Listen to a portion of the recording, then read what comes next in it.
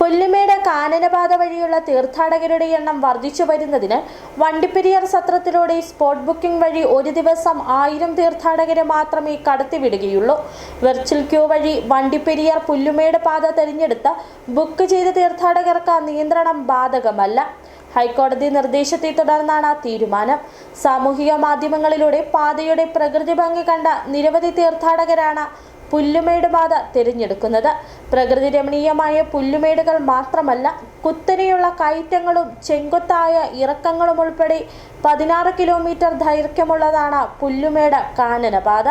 അതിനാൽ കുട്ടികളും പ്രായമായവരും പരമാവധി കാനനപാത ഒഴിവാക്കണമെന്ന് തിരുവിതാംകൂർ ദേവസ്വം ബോർഡ് അഭ്യർത്ഥിച്ചു.